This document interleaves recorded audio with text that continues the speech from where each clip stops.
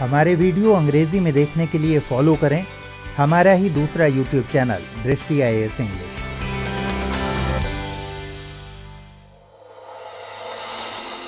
प्रिय व्यूअर्स, दृष्टि IAS के नए प्रोग्राम प्रीलिम्स प्रैक्टिस क्विज में हम UPSC और अलग अलग स्टेट PCS की प्रारंभिक परीक्षाओं में पूछे गए सवालों को विश्लेषण के साथ हल करेंगे। जानकारी के साथ साथ सही उत्तर का चयन करते समय कौन से ट्रिक कारगर साबित होते हैं उन्हें भी सीखेंगे। विकल्पों की छंटनी करना, बुनियादी अवधारणा को समझना, तथ्यों और अतिवादी व विशेष शब्दों पर ध्यान देने का अभ्यास करने की भी कोशिश करेंगे। इस कार्यक्रम के तहत हम हर एपिसोड में 5 सवालों को हल करेंगे। टीम दृष्टि द्वारा हाल ही में लॉन्च की गई प्रीलिम्स प्रैक्टिस सीरीज नामक पुस्तक श्रृंखला को आधार बनाइए। इसमें UPSC समेत विभिन्न प्रारंभिक परीक्षाओं में पूछे गए करीब 8 से 10 हजार प्रश्नों का संकलन, उत्तर व विश्लेषण के साथ तैयार किया गया है। इस सीरीज की कुछ किताबें मार्केट में आ चुकी हैं और कुछ आने वाले समय में आएंगी।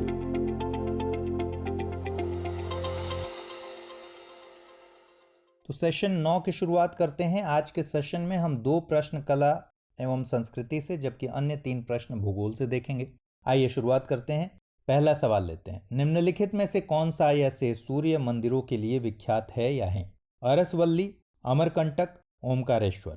नीचे दिए गए कूट का प्रयोग कर सही उत्तर चुनिए। केवल 1, केवल 2 और 3, केवल 1 और 3 या फिर 1, 2 और 3। इस प्रश्न का सही जवाब है ऑप्शन ए यानी केवल अरसवल्ली, केवल 1। तो यहाँ पहला तो यह कि अमरकंटक और ओमकारेश्वर में सूर्य मंदिर नहीं है। हाँ, ओमकारेश्वर में भगवान शंकर का मंदिर जरूर है। हमारे देश में 12 ज्योतिर्लिंग हैं, ओमकारेश्वर उनमें से एक है, इसलिए यहाँ नंबर 3 गलत हो जाता है। अब हम ऑप्शन को हटा सकेंगे। नंबर 3 विकल्प B, C और D तीनों में है। ऐसे में ये सभी गलत हो जाएंगे और उत्तर बचेगा A यानी केवल 1। अब बात करें अरसवल्ली की, तो यह आंध्र प्रदेश के श्रीकाकुलम से कुछ ही किलोमीटर की दूरी पर है। यहाँ देश का प्रसिद्ध सूर्य मंदिर है। अरसवल्ली देश के सबसे प्राचीन सूर्य मंदिर के लिए जाना जाता है। पद्म पुराण के मुताबिक ऋषि कश्यप ने मानव कल्याण के लिए अरसवल्ली में सूर्य मंदिर की स्थापना की थी। इसके आगे हम यह भी बता देते हैं कि देश में कहाँ कहाँ प्रसिद्ध सूर्य मंदिर स्थित हैं। ओडिशा के पुरी में स्थित कोणार्क मंदिर, बिहार के गया में स्थित दक्षिणार्क मंदिर, गुजरात का मोढेरा सूर्य मंदिर, असम के गोलपाड़ा के करीब स्थित श्री सूर्यपहर मंदिर, तमिलनाडु के कुंभकोणम में स्थित सूर्यनार कोइल जी मंदिर, मध्य प्रदेश के दतिया में स्थित ब्रह्मामन्य या बालाजी सूर्य मंदिर, जम्मू और कश्मीर के अनंतनाग में स्थित मार्तंड सूर्य मंदिर और मध्य प्रदेश के ग्वालियर में स्थित सूर्य मंदिर। तो इस प्रश्न का सही जवाब है ऑप्शन ए। अगला सवाल देखते हैं। मणिपुरी संकीर्तन के संदर्भ में निम्नलिखित कथनों पर विचार कीजिए। यह गीत और नृत्य का प्रदर्शन है। केवल करताल सिंबल ही वह एकमात्र वाद्य यंत्र है जो इस प्रदर्शन में प्रयुक्त होता है। यह भगवान कृष्ण के जीवन और लीलाओं को वर्णित करने के लिए प्रदर्शित किया जाता है। उपर्युक्त कथनों में से कौन सा या से सही है या है? 1, 2 और 3, केवल 1 और 3, केवल 2 और 3 या फिर केवल 1। सही जवाब है इसका ऑप्शन बी यानी केवल पहला और तीसरा कथन ही सही है। UPSC में आर्ट एंड कल्चर सेक्शन से अक्सर शास्त्रीय और लोक नृत्यों पर सवाल बनते ही हैं। दूसरे कथन को देखने पर पता चलेगा कि इसमें 2 जगह अतिवादी शब्दों का इस्तेमाल किया गया है। पहला केवल और दूसरा एकमात्र। ऐसे कथन अक्सर गलत ही होते हैं या यूं कहें कि उनके गलत होने की प्रोबेबिलिटी बहुत ज़्यादा होती है। बहरहाल यह कथन इसलिए भी गलत है कि जब मणिपुरी संकीर्तन की स्टेज परफॉर्मेंस होती है तो उसमें केवल करताल का ही इस्तेमाल नहीं होता बल्कि ड्रम्स, पुंग और बांसुरी का भी इस्तेमाल होता है। अब हम मणिपुरी क्लासिकल डांस के बारे में जानते हैं। दोस्तों, इस नृत्य की शुरुआत प्राचीन काल में मणिपुर में हुई थी। भगवान शिव और पार्वती के नृत्य से इसका सीधा संबंध माना जाता है। मणिपुरी नृत्य का एक बड़ा रंगमंच जिसमें सबसे ज्यादा जो प्रसिद्ध रूप है उनमें शामिल हैं रास संकीर्तन और थांगटा। हम संकीर्तन पर आते हैं। जब लोग समूह में एक साथ भजन गाते हैं तो उसे कीर्तन कहते हैं और जब इसे नृत्य से जोड़ दिया जाता है तो उसे ही मणिपुर में संकीर्तन कहा जाता है। तो इस बात से क्लियर है कि संकीर्तन में नृत्य और संगीत का प्रदर्शन होता है, इसलिए पहला कथन सही है। नृत्य के दौरान पुरुष नर्तक पुंग और करताल बजाते हैं।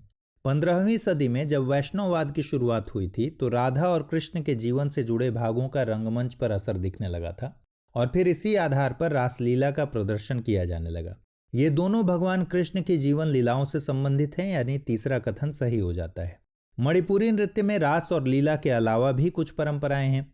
किसी भी व्यक्ति के जीवन के अलग अलग चरणों को संकीर्तन के जरिए हर्षोल्लास से मनाया जाता है, जैसे जन्म, उपनयन, विवाह। तो इस तरह इस प्रश्न का सही जवाब है ऑप्शन बी। दोस्तों अब यहां से भूगोल के प्रश्नों को देखते हैं। भूगोल से जुड़ा हमारा पहला प्रश्न है, निम्नलिखित पद्धतियों में से कौन सी कृषि में जल संरक्षण में सहायता कर सकती है या है? भूमि की कम या शून्य जुताई, खेत में सिंचाई के पूर्व जिप्सम का प्रयोग, फसल अवशेष को खेत में ही रहने देना। नीचे दिए गए कूट का प्रयोग कर सही उत्तर चुनिए। केवल 1 और 2, केवल 3, केवल 1 और 3 या फिर 1, 2 और 3। सही जवाब है इसका ऑप्शन सी, यानी केवल पहला और तीसरा कथन ही सही है।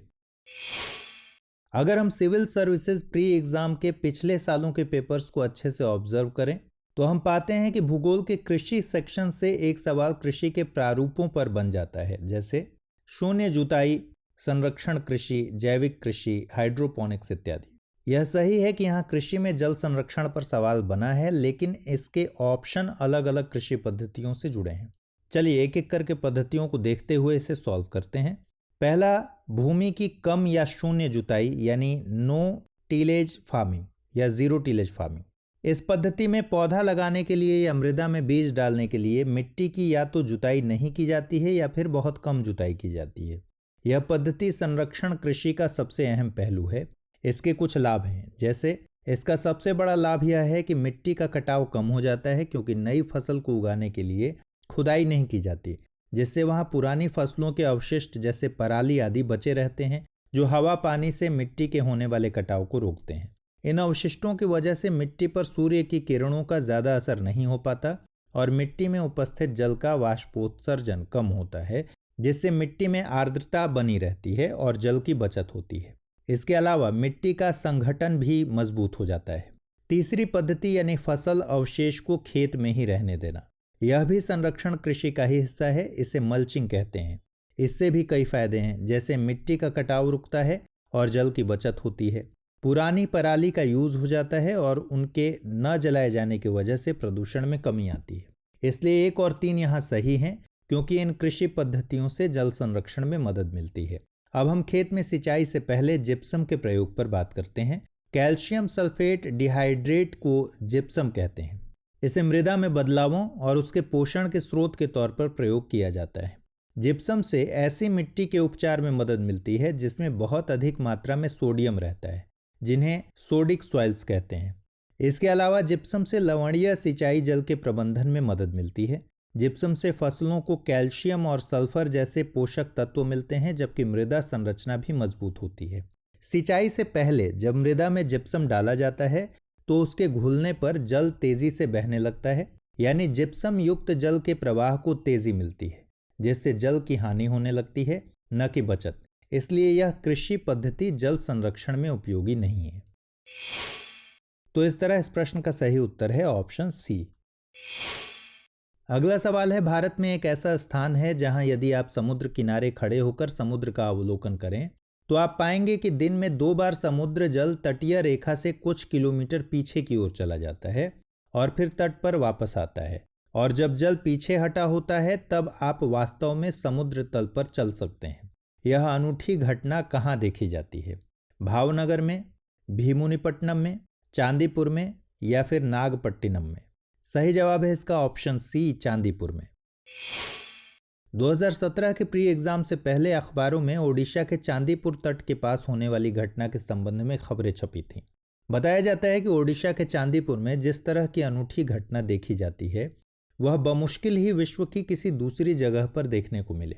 यहाँ ज्वार भाटा के दौरान समुद्री जल तट से भूमि की तरफ 5 किलोमीटर तक आ जाता है। ज्वार भाटा के बारे में जान लेते हैं।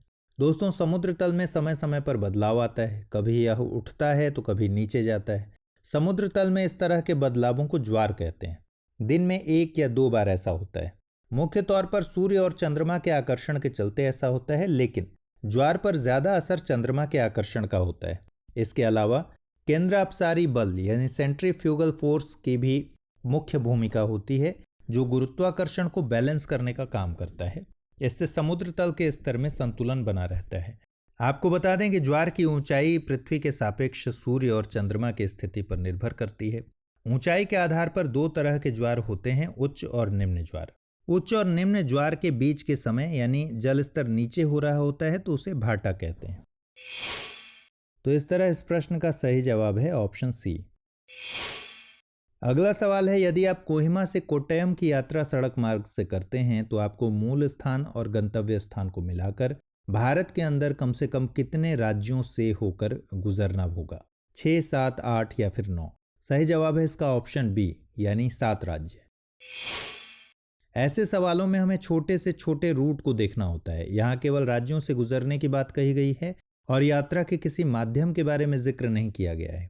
ऐसे में प्रश्न पत्र के पीछे दिए गए रफ स्थान पर भारत का रफ नक्शा बनाएं, लेकिन इस दौरान सीमाओं की गलती ना हो इस बात का ध्यान रखें। श्योरिटी के लिए एक तरीका इसमें यह भी देखना चाहिए कि जैसे जैसे राज्यों से आपका रूट ड्रॉ होता जाएगा उस दौरान यह भी देखें कि उस राज्य से किन किन राज्यों में आप प्रवेश कर सकते हैं, लेकिन इस दौरान दिशा का ध्यान रखना होगा। तो चलिए सवाल पर आते हैं। मूल स्थान कोहिमा यानी नागालैंड राज्य और गंतव्य कोट्टयम यानी केरल राज्य। यहाँ से हम मैप में रूट खींचेंगे। नागालैंड, असम, पश्चिम बंगाल, फिर दक्षिण दिशा की ओर ले जाते हुए ओडिशा, आंध्र प्रदेश, तमिलनाडु और फिर केरल यानी कोट्टयम, यानी कुल 7 राज्य होंगे। तो इस तरह इस प्रश्न का सही जवाब है ऑप्शन बी यानी 7 राज्य। तो फिलहाल इस सेशन में इतना ही। अगले एपिसोड में फिर मुलाकात होगी, तब तक के लिए ख्याल रखिए। Good bye.